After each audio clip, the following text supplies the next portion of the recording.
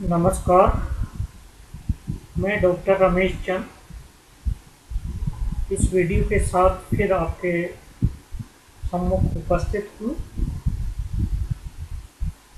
इस वीडियो में सबसे पहले हम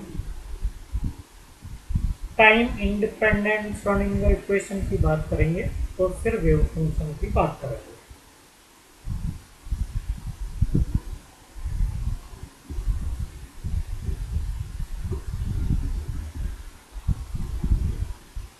द्रव्यमान m तथा p संवेग के एक कण की स्थितिज ऊर्जा क्षेत्र VRT में गति के संगत जो तरंग फलन हम लेते हैं psi RT, उसके लिए काल आश्रित टाइम डिपेंडेंट श्रोडिंगर इक्वेशन जो है वो इस तरह से लिखी जाती है। Iota H cross del psi by del T is equal to minus H cross square upon 2m del 2 plus B R T psi R T, जहाँ डेल 2 आपको मालूम है लाप्लासियन संकारक है और इसकी जो वैल्यू है वो del 2 upon del X 2 plus del 2 upon del Y 2 plus del 2 upon del Z 2 के बराबर होती है। या हमने ये माना हुआ है कि जो कण पर बल लग रहा है वो समय के साथ परिवर्तित हो रहा है, जिसके कारण कण की जो स्थितिज ऊर्जा है V, या हम स्थितिज ऊर्जा को V से ले रहे हैं, कण की जो स्थितिज ऊर्जा है वो समय के फलन के रूप में भी ली जा रही है। भौतिकी में ऐसी अनेक घटनाएं हैं जिसमें गतिशील कण की स्थितिज ऊर्जा समय पर निर्भर नहीं करती है, बल्कि केवल कण की जो स्थिति है, पोजीशन है, उस पर निर्भर करती है। अर्थात दूसरे शब्दों में यह VRT इक्वल टू VR रखें time independent potential energy conditions में, तो ऐसी घटनाओं के लिए तरंग फलन psi RT को दो डिफरेंट पार्ट्स फाई और फाई R पोजीशन वेक्टर पर डिपेंड कर रहा है और स्मॉल फाई t जो है वो टाइम फंक्शन पर डिपेंड कर रहा है।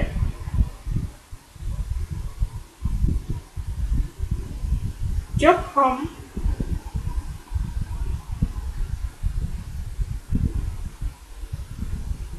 psi RT को इन दोनों के गुणनफल के रूप में लिखेंगे तो हमें ये रिलेशन प्राप्त होगा psi RT equal to pi R pi T। यहाँ ये ध्यान रखिए, फर्स्ट जो फाई है वो R का फंक्शन है, सेकंड जो फाई है वो केवल T का फंक्शन है, जबकि यहाँ psi RT जो है वो R और T दोनों का फंक्शन है। ये हमको ध्यान रखना है। चूँकि time dependent Schrodinger equation iota H cross del psi upon del T minus H cross square upon 2m del 2 plus v psi RT के रूप में होती है, psi RT की जगह हम फाई R फाई T रखें तो हमें इक्वेशन प्राप्त होगी iota H cross del psi upon del T del psi. In place of psi we use here the phi R phi T, so this is not psi but a bracket is equal to minus h plus square upon 2m del 2 plus v R phi R phi T।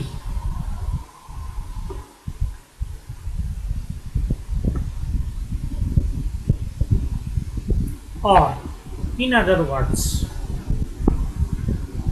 इसको हम rearrange कर लें तो हमको ये प्राप्त होता है minus H cross square upon 2m plus V R phi T iota H cross T के रेस्पेक्ट में जब आपको डिफ्रेंशिएट करेंगे तो फाई आर पर डिपेंडेंट है, इसलिए ये बाहर आ जाएगा, del phi upon del T हमारे पास बचेगा।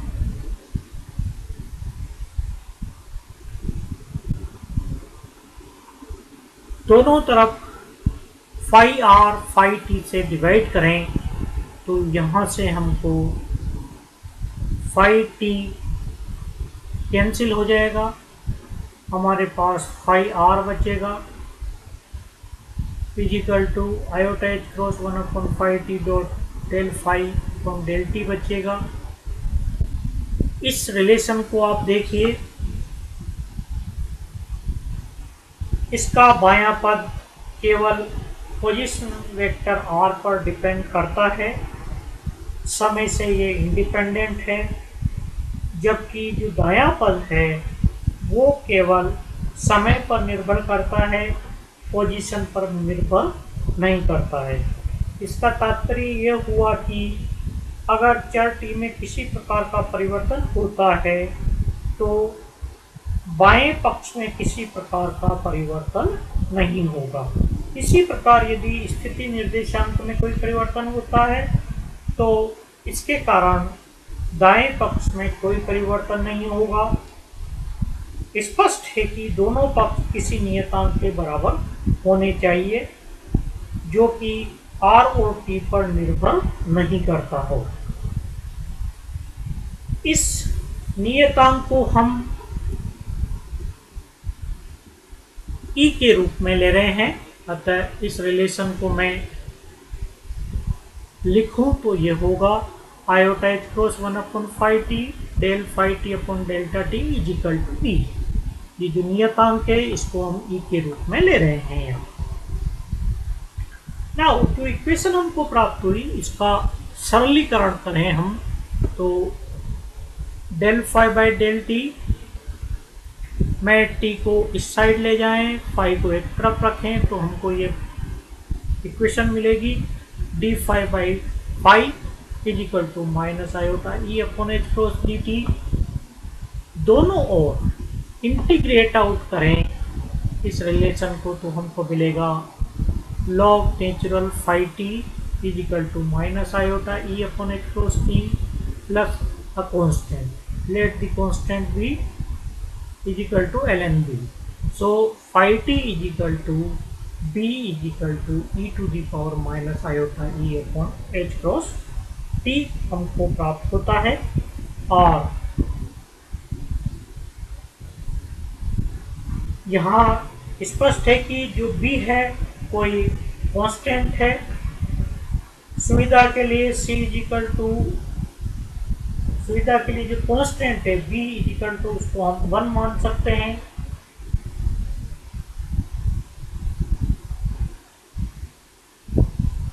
और इस प्रकार हमको फाई टी की जो फंक्शन है उसकी वैल्यू प्राप्त होती है।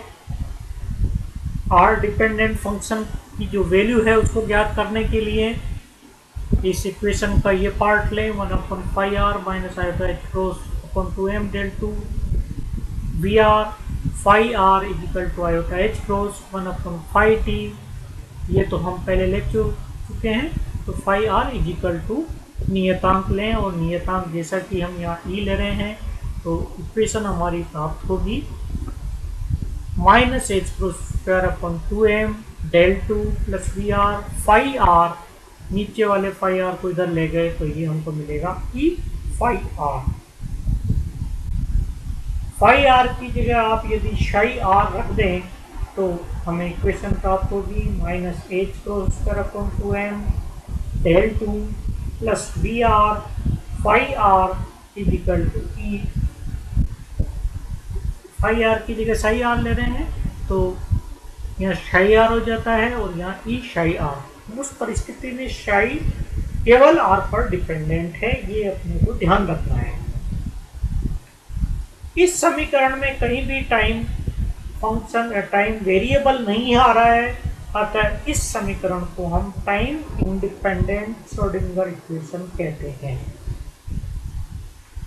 इस समीकरण को हल करने पर काल अनाश्रित जो स्थितिज ऊर्जा हम ले रहे हैं वी आर, उसमें गतिशील कण के लिए psi r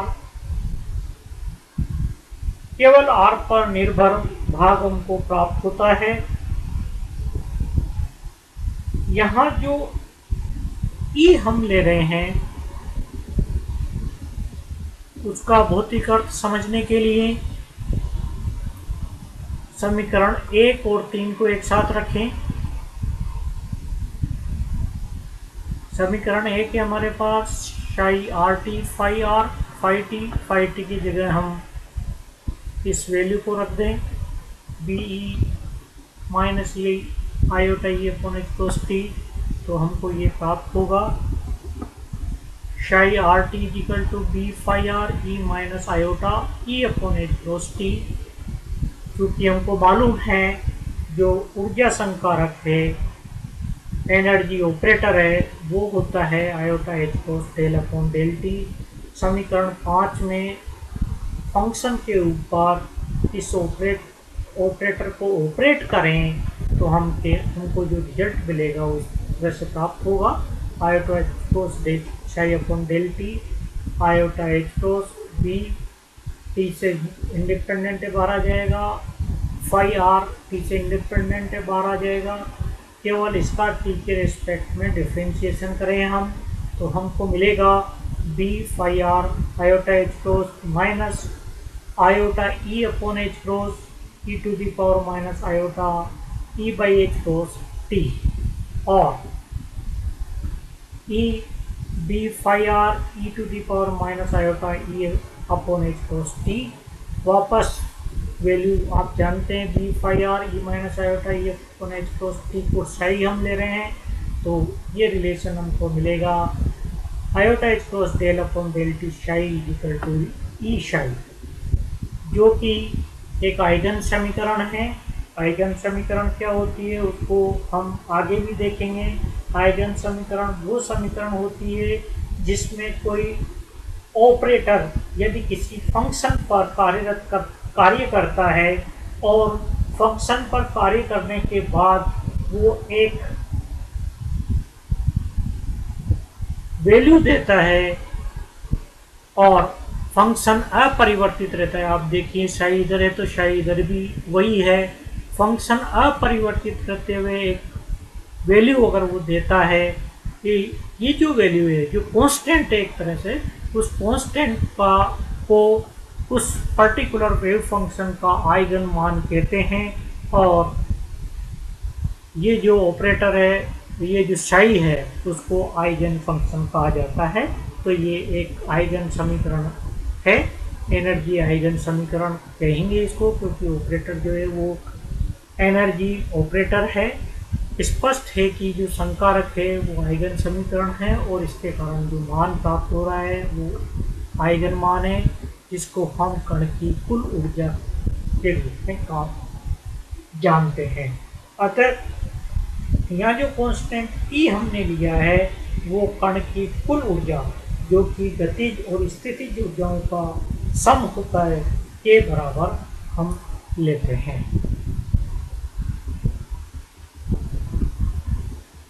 समीकरण 5 से यदि आप तरंग फलन psi से वर्णित किसी कण के पाए जाने की प्रायिकता कैलकुलेट करना चाहते हैं तो हमको ये वैल्यू इस तरह से प्राप्त होगी। P equal to psi R T modulo square equal to B phi R square, जो कि समय पर अनाश्रित है। अतः यहाँ हम एक नया कंसेप्ट हमारे सामने है, जिसमें ऐसी अवस्थाओं की बात कर रहे हैं, ऐसे तरंग फलन की बात कर रहे हैं जिसकी प्रायिकता समय पर निर्भर नहीं करती है। इन अवस्थाओं को हम स्थायी अवस्था कहते हैं, अर्थात वे अवस्थाएं जिनके लिए प्रायिकता घनत्व समय पर निर्भर नहीं करता है, स्थायी अवस्थाएं कहलाती हैं। और श्रोडिंगर जो समीकरण है उसके ये हल स्थायी अवस्था हल कहलाते हैं। क्वांटम यांत्रिकी में स्थायी अवस्थाएं बड़ी इम्पोर्टेंट होती है। ये हम धीरे धीरे आगे के चैप्टर्स में देखेंगे।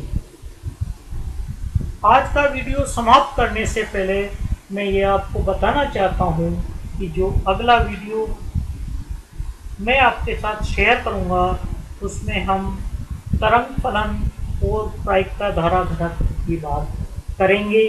तब तक के लिए मैं यह वीडियो यहीं समाप्त करके आपसे इजाज़त चाहता हूँ। नमस्कार।